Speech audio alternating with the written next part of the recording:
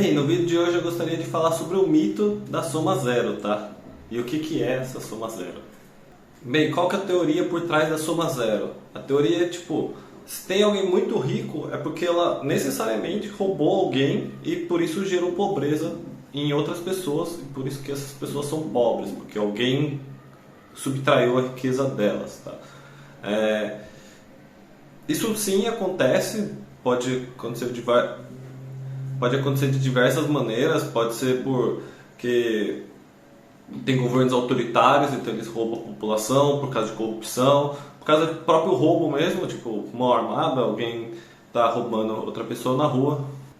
Porém, o que eu queria mostrar nesse vídeo aqui é que num cenário de economia livre não existe isso daqui e muito pelo contrário, num cenário onde é permitido o comércio, tem mais transações entre pessoas, a tendência é que muito mais coisas sejam produzidas e por consequência todo mundo fique mais rico um pouco, tá? É lógico que quem já começa mais em cima provavelmente vai terminar em cima, mas independente dessa movimentação da galera lá de cima, a galera lá de baixo também tem oportunidade de subir e às vezes até um pouco mais rápido, tá? Então tudo depende de como que vai sendo desenhado a economia de uma região e tal. Tanto é que muitas pessoas pobres preferem ir para países desenvolvidos, onde existem muitas pessoas bilionárias, como os Estados Unidos ou na Europa, do que ficar em países subdesenvolvidos, onde é muito mais difícil você encontrar bilionários, esse tipo de coisas. Mesmo aqui no Brasil dá para contar nos dedos quantos bilionários tem, enquanto lá nos Estados Unidos tem aos montes, tá bom? Bem, eu queria mostrar um exemplo aqui, e quando eu entendi isso, foi um choque na minha cabeça. Eu falei, nossa, como que um negócio tão simples ele consegue multiplicar a riqueza em um pequeno ambiente, tá? Então vamos fazer um cenário mais simples, mas para exemplificar, e daí isso explodindo para mais coisas, então isso teria ganhos exponenciais, e daí muito mais riqueza seria criada nesse cenário, tá bom? Então, um cenário bem simples, imagina, tem dois caras, um cara um pouco mais jovem, chamado Marcelo, aqui no nosso exemplo, um cara um pouco mais velho, chamado José, tá? Eles estão presos numa ilha e eles têm duas opções, ou eles podem coletar bananas das árvores, ou eles podem pescar. Então, essas são as duas opções que eles têm para se alimentar nessa ilha. O Marcelo, como ele é mais jovem, ele consegue pescar 8 peixes por hora, ou ele consegue coletar 20 bananas nessa mesma hora, tá? Então ele tem que dividir mais ou menos ali o tempo dele entre coletar bananas ou pescar peixes, tá? Já o José, como ele tem mais idade e um pouco menos de mobilidade, ele consegue pescar apenas 6 peixes, e se ele for coletar bananas, ele vai conseguir coletar apenas 12 bananas, tá? Então ele já consegue produzir muito menos que o Marcelo, nesse exemplo. E daí, uma pessoa que acredita no jogo de soma zero pode pensar, então se eles negociarem, a balança vai tender para o Marcelo, que ele tem muito mais habilidade tanto na pesca quanto na coleta de bananas, e ele sairia beneficiado dessa jogada, enquanto o José estaria perdendo. Então melhor cada um ficar com o seu lado ali. No cenário 1 eu gostaria de mostrar aqui, vamos imaginar que cada um divida o tempo igual, 4 horas para coletar banana e 4 horas para pescar peixes, tá? Então, nesse caso, o Marcelo ia passar 4 horas pescando, ele ia conseguir 32 peixes, e depois ele ia passar mais 4 horas coletando bananas, alcançando uma quantidade de 80 bananas, tá bom? Já do lado do José, as 4 horas que ele passasse pescando, ele ia conseguir 24 peixes, e mais 4 horas coletando banana, ele ia conseguir 48 bananas, tá bom? Agora vamos supor que no cenário 2 eles combinem lá uma taxa de cada 9 bananas equivaleriam a 4 peixes, tá? Então eu vou colocar essa taxa aqui para vocês acompanharem. Então nesse caso, o Marcelo, como ele consegue coletar muito mais bananas rapidamente, ele focaria boa parte desse tempo coletando bananas. Então ele passaria 7 horas do dia coletando bananas, chegando a um total de 140 bananas, tá bom? E daí no final do dia ele ia pescar lá uma horinha para dar uma relaxada e para completar mais 8 peixes aí nessa conta, tá? Já o José, como o Marcelo passou muito tempo coletando bananas, o José vai passar as 8 horas que ele tem pescando. E daí ele iria conseguir um total de 48 peixes, tá?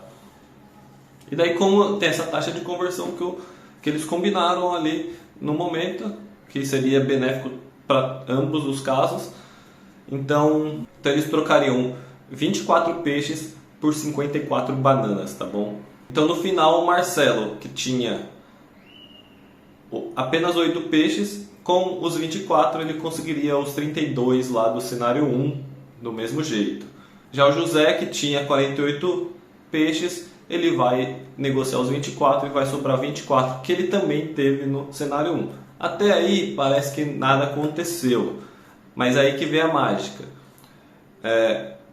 A quantidade de peixes aqui seria igual, mas na quantidade de bananas, aproveitando a habilidade do Marcelo de conseguir coletar muito mais banana em menos tempo. O Marcelo, por exemplo, ele iria de 80 bananas no cenário 1 para 86 nesse cenário, porque ele só daria 54 para o José, tá? Então ele teria um ganho aí de 6 bananas. E já o José, que não teria coletado bananas, ele vai ficar com essas 56 bananas, sendo que no cenário 1 ele tinha 48 bananas apenas. Então ele está ganhando aí 8 bananas. Então, como vocês podem ver, tanto o Marcelo ele ganhou 6 bananas a mais, quanto o José ganhou 8 bananas a mais. Ambos foram beneficiados nessa história e ambos vão conseguir comer, ao contrário de que se eles dividissem o tempo igualmente ali e não focassem na especialidade de cada um, tá? Eu quis pegar esse exemplo, alguns exemplos que você consegue achar na internet também. Eles falam assim, o Marcelo é melhor com bananas e o José é melhor com peixes.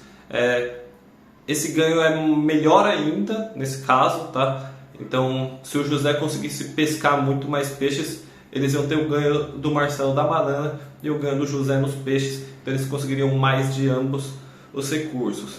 Mas eu queria mostrar um cenário onde, mesmo tendo uma pessoa que é mais vulnerável, produz muito menos, ambos conseguem sair ganhando nessa história, tá? Agora imagina se isso multiplica por toda a economia, por vários e vários produtos e serviços, qual que é o ganho? E não é à toa que países onde o comércio é mais livre, onde existem muito mais trocas, onde as pessoas conseguem focar naquilo que elas são boas, esses países são muito mais ricos do que países onde tem muita burocracia, tem regras, tem protecionismo, né? Que seria, nosso país é ruim em fazer tal coisa, então a gente vai aumentar o imposto nisso. Por exemplo, o Brasil ele não é bom na área tecnológica, então eles aumentaram muito o imposto e daí a gente consegue maravilhosos computadores da Positivo, só que não, por preços elevadíssimos, mas pelo menos a gente tem uma indústria nacional de computadores, tá? Enquanto isso, se a gente for tentar importar um computador lá de fora, a gente vai conseguir valores muito, muito mais elevados, mesmo se comparado a preços em dólar. Enquanto lá fora você conseguiria computadores por 100, 200 dólares já muito bons. Aqui no Brasil, com 200 dólares, que daria R$1.000, você não consegue comprar nada, né? Então você precisaria pagar aí 300, 400 dólares no mesmo computador aqui no Brasil. Então, nesse caso, a gente vai ter o recurso tecnológico que pode ser utilizado para outras coisas, como agricultura ou produção. Então, várias outras áreas estão sendo afetadas porque a gente tem esse tipo de imposto, esse tipo de barreira, tá bom?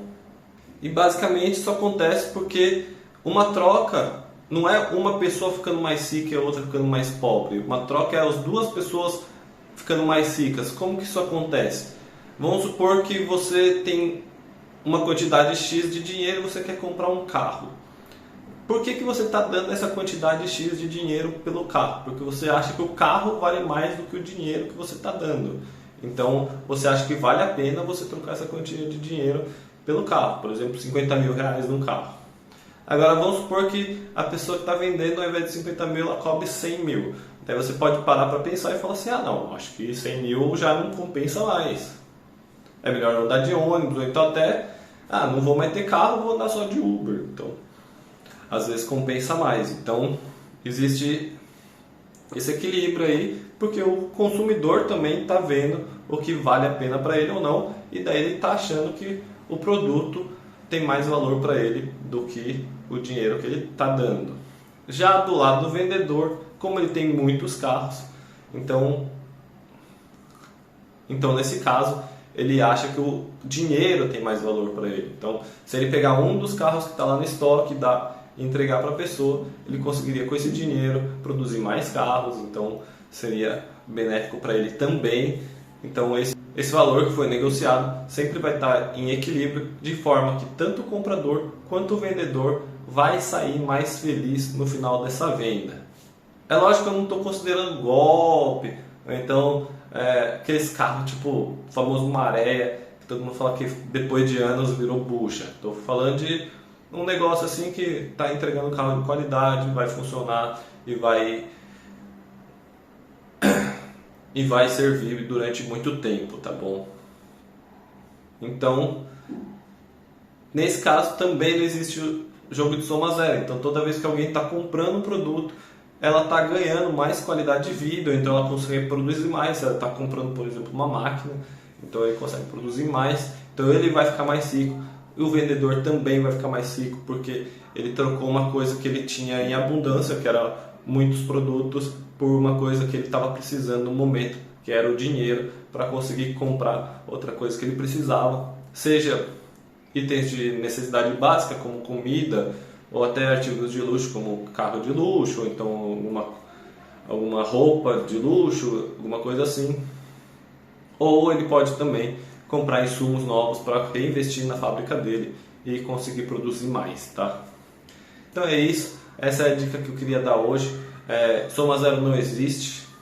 Quanto mais comércio existir no mundo, melhor para todo mundo. Sempre quando existe um comércio, sempre que existe uma relação de compra e venda, por definição quer dizer que os dois concordaram que eles iam ficar em uma posição melhor no final, tá? Então, quanto mais comércio tiver, todo mundo ganha